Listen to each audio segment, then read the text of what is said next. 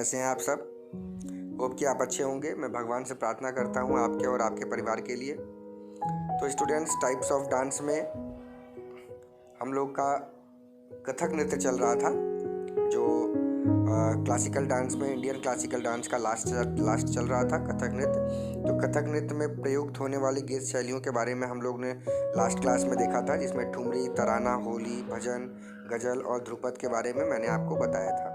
इसके अलावा जो और 6-7 तरह की गीत शैलियाँ बची थी, जिसके बारे में मैंने बताया था आपको पिछले बार में कि धमार, दादरा, चैती, कजली, तिरवट, रागमाला, चतुरंग, इसके बारे में मैं आपको बताऊंगा। तो आज की क्लास में हम लोग इन्हीं के बारे में देखेंगे। तो बहुत टाइम वेस्ट ना करते हुए मैं सीधे पॉइंट पे आता हूँ। लास्ट हमने ध्रुपद देखा था और आज हम लोग बाकी बचे हुए गीत शैलियों के बारे में देखेंगे जो कथक नृत्य में प्रयोग किए जाते हैं या प्रयुक्त होते हैं। तो 7वें नंबर पे हमारा आता है। 6 नंबर तक मैंने आपको बताया था। पहले नंबर पे मैंने आपको बताया था ठुमरी, दूसरे नंबर पे बताया था तराना, तीसरे पे होली था, चौथे नंबर पे भजन, 5वें नंबर पे गजल, 6वें नंबर पे ध्रुपद। आज हम लोग उसके आगे देखते हैं। तो 7वें नंबर पे धमार के बारे में समझेंगे। धमार क्या है? तो धमार ताल में गाए जाने वाले होली नाम के जो गीत प्रबंध होते हैं उनको धमार कहते हैं। धमार ताल में गाए जाने वाले होली नाम के गीत प्रबंध को धमार कहते हैं। बस एक इतनी सी परिभाषा है धमार की। इसके बाद 8वें नंबर पे आता है दादरा।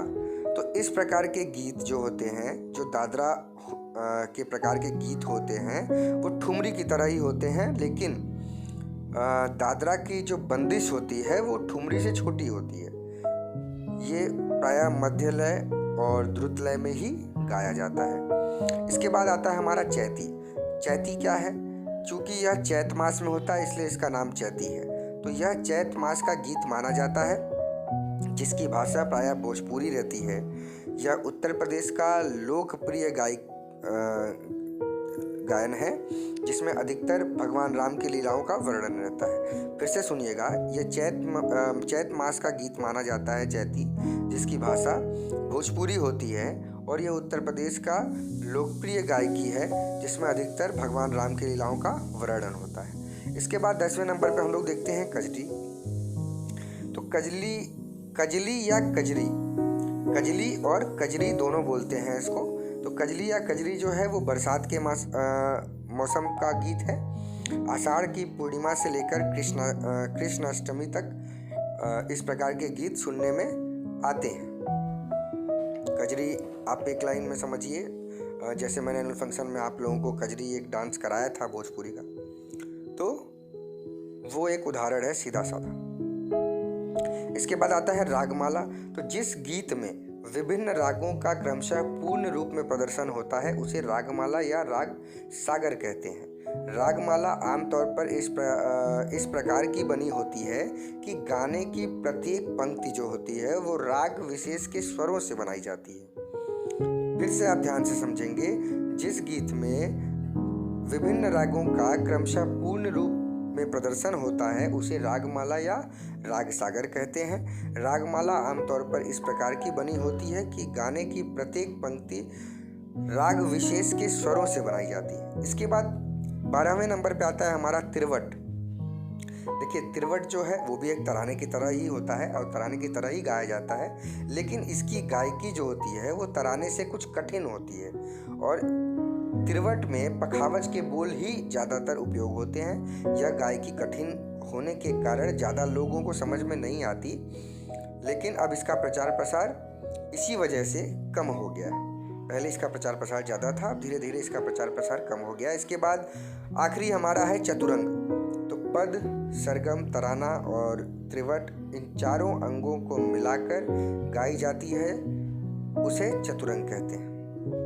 जो गीत शैली पद, सरगम, तराना और त्रिवट इन चारों अंगों से मिलाकर गाई जाती है उसे चतुरंग कहते हैं। इसके पहले अंग में शब्द और दूसरे में राग का चतुरंग और उसी राग में बंधी छोटी सी सरगम होती है और तीसरे अंग में तराने के शब्द और चौथे अंग में मृदंग के बोल यानी त्रिवट होती है। फिर से आप ध्यान से समझिएगा चतुरंग के बारे में। जिस गीत शैली में पद, सरगम, तराना और त्रिवट इन चारों अंगों को मिलाकर गाया जाता है उसे चतुरंग कहते हैं। इसके पहले अंग में शब्द, दूसरे में राग और राग का चतुरंग और उसी राग में बंधी छोटी सी सरगम होती है, और तीसरे अंग में तराने के शब्द होते हैं, और चौथे अंग में मृदंग के बोल यानी त्रिवट होती है। तो ये था हमारा कथक नृत्य में प्रयुक्त गीत शैलियाँ, जिसके बारे में मैंने पिछले क्लास में भी आपको बताया था, और आज कुछ चीज़ें उसकी जो रह गई थी आज मैंने आपको बता दिया। इसी के साथ कथक नृत्य में प्रयुक्त होने वाली गीत शैलियों की क्लास का एंड होता है। इसके बाद हम लोग कथक के घराने देखेंगे। इसी के साथ आज का क्लास यहीं एंड करते हैं हम students. God bless you, keep dancing, keep learning, stay home, stay safe.